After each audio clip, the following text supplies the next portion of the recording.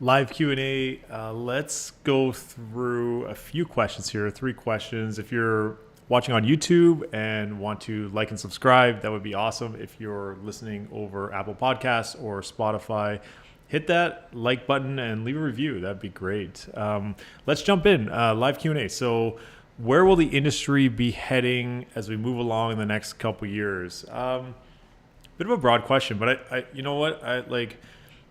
I think that the real estate industry, obviously, there's been a massive influx of realtors over the last couple of years. I think that in the next little while, we're going to see who's going to stand the test of time. And I do believe, and I listen to a lot of podcasts as well, and I think that a lot of the sentiment that I hear is that the agents that are going to be able to persevere through a market like what we're in now with a lot less sales are going to be the ones that are going to really do well over the next, hopefully 10, 20 years, whatever that may be.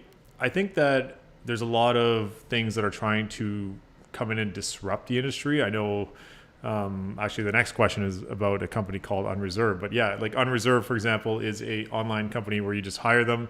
They say they're full service, they charge a discount, and they do everything on open auction.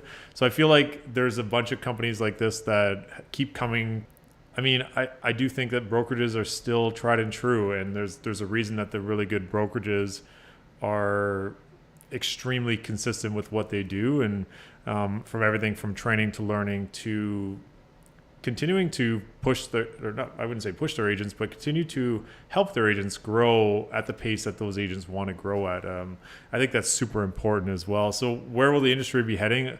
I mean, if we have less sales moving along, and if we have less transaction volume coming along, it'll really take agents who have good processes, good systems, who are honest, ethical, and basically just do a really good job for their clients. I think they're going to do really well moving forward as well. So that's what I think. I think that as we move along, the industry heading hopefully in the right direction, I think will be super important for everybody trying to keep getting better as agents and give the best support for those clients. Thoughts on open auction company Unreserved? Yeah, that's what I was mentioning. So Unreserved, they were a company that came in last year. They claimed they were a big disruptor, and they said they're going to do everything for 1%, from staging to inspection to selling your property, open auction, this and that. Well, I just got an email from them like 2 weeks ago, and it said they're pivoting, and now they're changing from the 1% route, going to 1.75%. Still a discount by some means, but at the same time, like, now you're working with an online company versus actual realtors that are there with you every step of the way. And I mean, I have my opinions about it, but obviously their model at 1% was not profitable. And what they actually did do, which I don't know if a lot of people knew this, was they went out and they bought a lot of properties themselves through their corporation and ended up renovating them and putting them back to market for auction.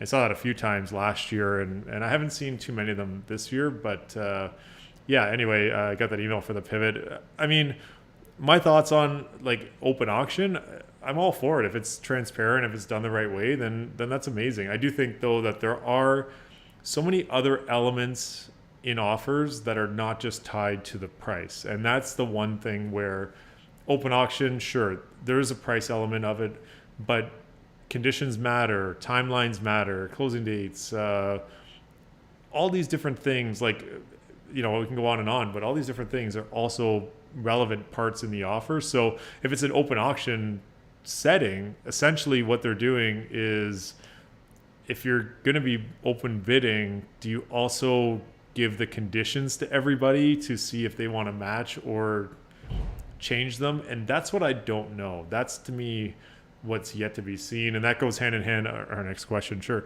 Open bidding is coming for realtors. So the new Treza Act that's being implemented on April 1st, which we're still waiting for all the final details on that to learn from it. I mean, we are 1 week away, literally. The open bidding thing will be something that we can offer to sellers if they want to sell their property on an open bidding platform, or just sell it on the blind bidding, which is what we do now. it's the seller's decision ultimately. It's just like it's the seller's decision to list at market value or not, or to list at more of a market price and try to, generate good buzz and, cause like eventually have a bidding war. It really just depends on the seller's decision. I just don't know, like if it's an open bidding process, does that mean that every element of the offer is open and we're supposed to share that with every single offer? So, for example, right now, if somebody submits an offer, I'm not allowed to tell another agent anything about that offer. But if on the open market, am I supposed to go around and tell everybody what the other person offered and see if someone else wants to make a better offer than that? I don't know. I think that gets messy too. I don't think it's as cut and dry as blind bidding is the reason that prices are going crazy. But I mean, there are certain circumstances where having more of an open bidding system will eliminate that one buyer paying significantly more than anybody else.